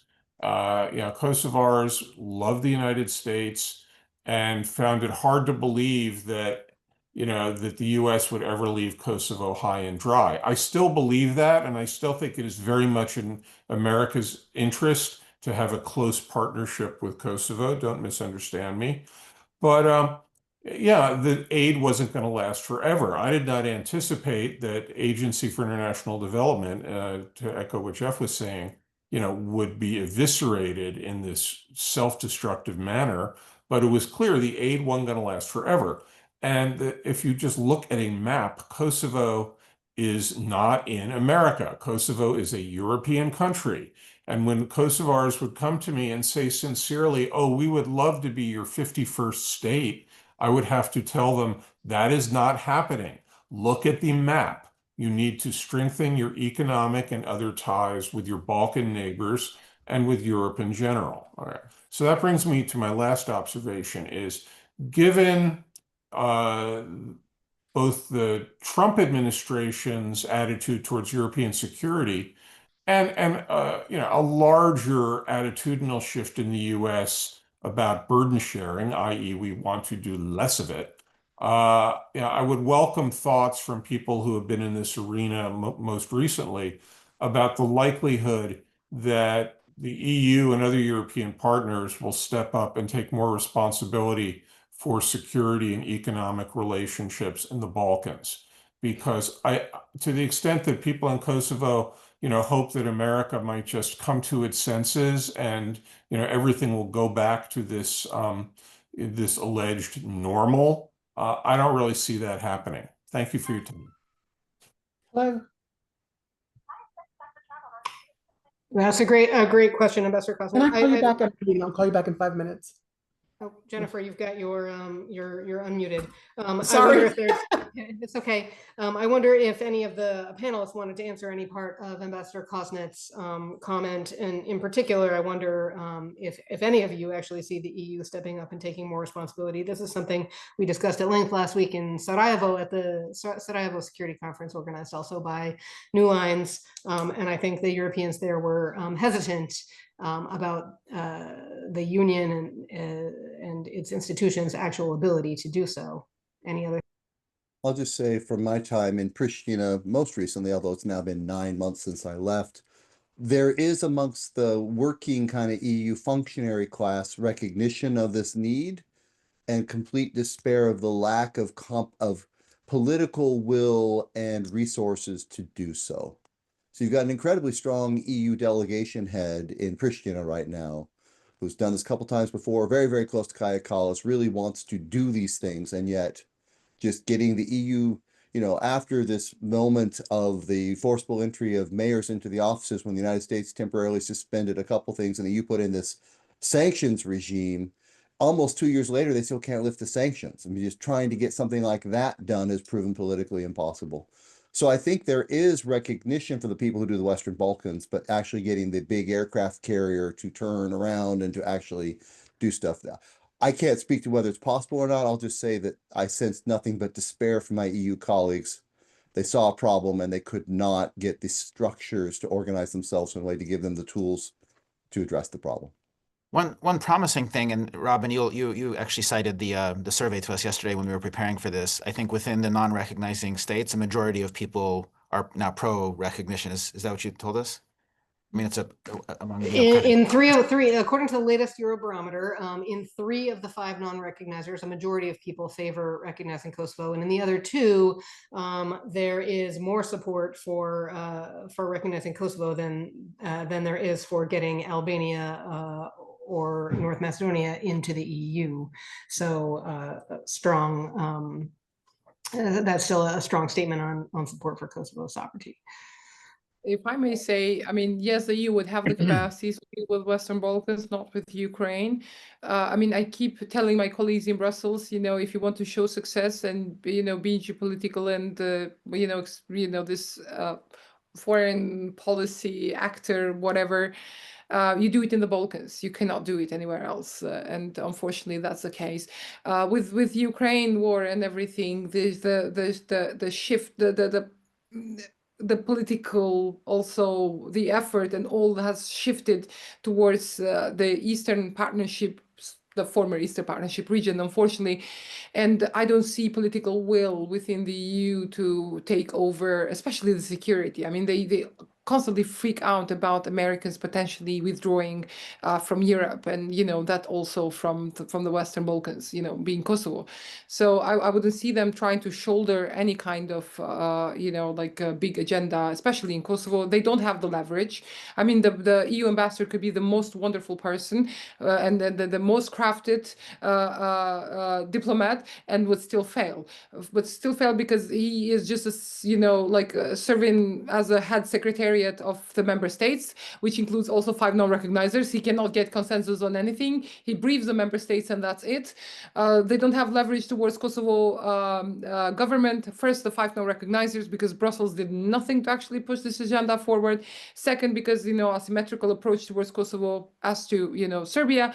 And the third one, sanctions. I mean, sanctions are not good, full stop. I mean, this has been the case with Belarus. You sanction, you lose the progress on the ground, you lose everything.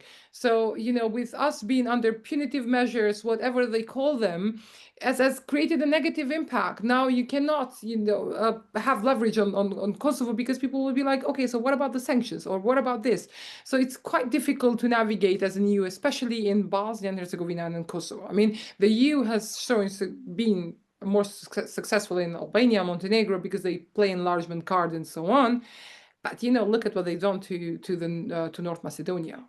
It's very, very difficult to navigate around the EU or count on them, to be honest, because also in North Macedonia, it was the US sort of facilitating the deal, and the EU just taking the pose in the boat, which was very cringe. But still, they managed to fail that as well.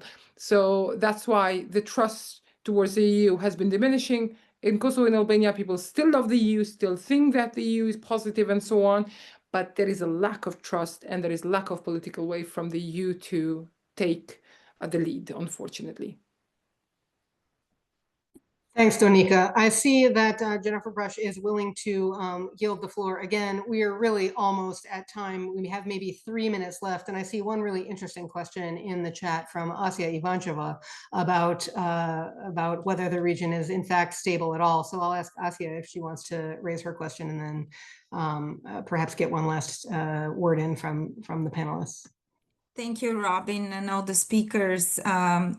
My question is about your take on internal developments. Donika, you mentioned we all focus on the geopolitics, more on what's really happening inside these 2 countries. And for Kosovo, I mean, it's been without a government for what, 8 months? So what's next? Local elections are this Sunday.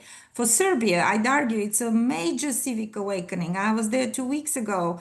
I mean, 60% of citizens support the protests. It's not just about students. So are we prepared for alternative scenarios when Vučić may not be around? I know that in a captured state situation, it's hard to imagine that they'll let go of the reins. But just curious what you think about potential changes.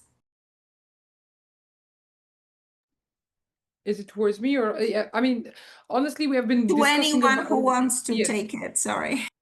We have been discussing the situation in Serbia quite a lot, and it's I mean it's good to see that there is awakening, and it looks similar to the Milosevic scenario when people were fed up and they woke up against like all this autocratic regime and state capture and so on. The only problem is that it's very difficult to see how they're going to navigate this. It's been 1 year. I mean, back in the 90s, we were discussing this with my husband quite a lot.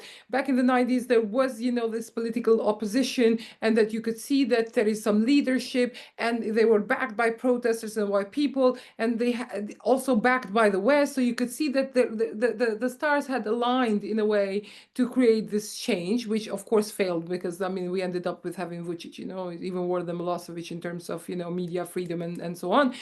But now, there are protesters, and we constantly ask them who they are, or like, of course, there are security issues and all, but in terms of creating this political sort of force that would potentially run in the elections, would also be an alternative in the elections, would have a leader that would look promising. And honestly, like, also what kind of leader? Because when it comes to the situation internally, yes, there might be against Vučić, but when it comes to Kosovo issue, when it comes to the Bosnia and Herzegovina or instability pockets that Vučić has maintained in the past years, they're kind of supporting it. I mean, I know it reflects the pattern of society, but we have seen many protesters actually with, Kosovo as Serbia flags, which is quite scary when you look at it. So my fear in that regard is like, like Finding Nemo, when the fish wants to go out of the aquarium in the ocean so bad, and when it goes in the ocean, they go like, okay, now what? It's so big and it's a lot, and I don't know how to navigate. And this would be probably the case with Serbia. Revolutions oftentimes, are not, especially when they have no leadership and no hierarchy, like it is like, as, look similar to those in Serbia, might be tricky for the way they navigate after Vučić, and in this case, what I see also, and rightly so, from the protesters in Serbia, is that they don't wave EU flags, they don't wave any other flag, because they are disappointed with the EU and the US and all, and they just want Vučić gone. They didn't want Vučić gone until recently. They were like quite kind of confused with their the list of requirements and then conditions and so on and so forth. They wanted new elections, but what if you have new elections that are rigged by Vučić? So it's a lot of questions in there. I'm really supporting, and we are having, BIEPAC is organizing a meeting in Brussels on the anniversary, and we are targeting the EU and basically telling what the EU should have done and what the EU should do in the future when it comes to the case of Serbia. In Kosovo, in Montenegro, in North Macedonia, we all had changes in political elite. If you had asked me 10 years ago, and you would say like, Donika, how you would change the situation in the Balkans, I would say, oh, changing political elites. And it was changed in all across the Balkans. Rama took over, and then it was Abazovic in Montenegro, and then now it's completely messy. And then of course it was SDSM in North Macedonia. Kurti came to power in Kosovo, and all these four failed to bring a story of success when it comes to political change in the region. And my fear is that the conditions outside do not support a democratic sort of spirited change, and internally we are not stable enough institutionally and politically to create something that is better.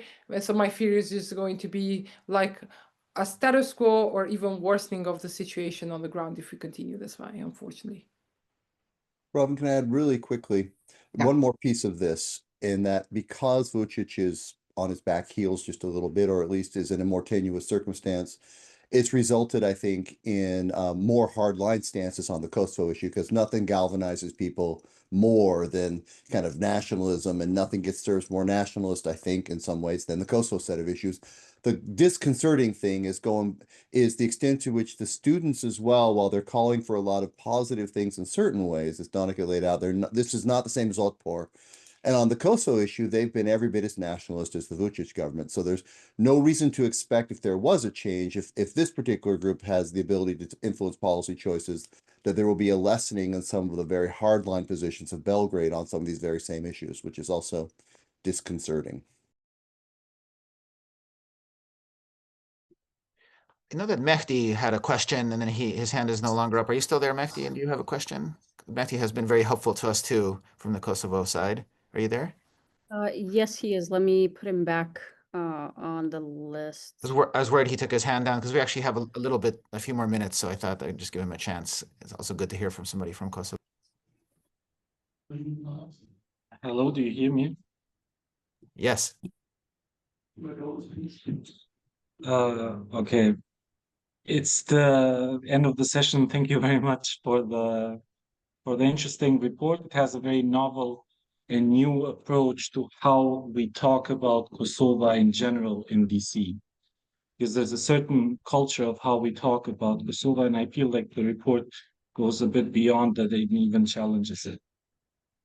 I have many thoughts, but I will just talk about two things. First, for example, with the suspension of the strategic dialogue, for me, it was very concerning that something like that is not really made clear. Why is it happening? If you look at the press release of the U.S. Embassy, it doesn't really mention the reason why it is happening.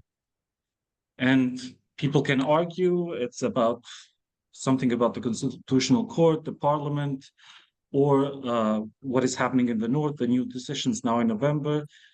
But for me, what is very concerning is, first, that it's not really explained why it's happening. And second, that we have something like Banjska in Serbia, for which there is still no accountability, but there was never such a decision to suspend the strategic dialogue. We even have a picture now with Marco Rubio and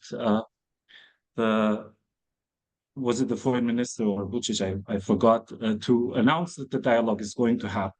So I feel like the second recommendation you gave on the report, that we should apply equal measures. If we should have applied equal scrutiny to Serbia, we wouldn't have the strategic dialogue with Serbia because of Banjska. And secondly, the ambassador mentioned what could we have done better for the association. I think the association has been on the table since 2013.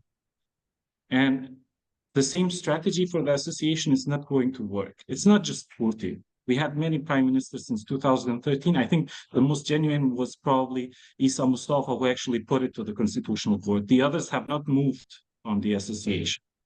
And what I think is lacking, and this was also partly seen by the comments made by the former ambassador Hovenier, was that the US has centered its arguments on why the association is not dangerous, instead of trying to center it on how the association helps Kosovo's standing internationally and as a state, how it integrates Kosovo into the Euro-Atlantic integration process, which was usually how everything was done before. Like if you look, for example, now the whole EU integration process of Kosovo is linked with the dialogue with a country which has 30% approval rating of the EU. And I mentioned in the comment, there are many ideas how Kosovo would, and Kurti actually, with the Veçani monastery, showed that he's willing to make sacrifices, even if it goes against his ideals. I think he's more practical than a lot of people like to think, but we just didn't have incentives. And I mentioned in the comments, incentives about EU integration, about opening accessions without the recognition of 5 countries, or some sort of mutual defense treaty, or some sort of security guarantee that the army of Kosovo in the next 10 years will be able to defend itself.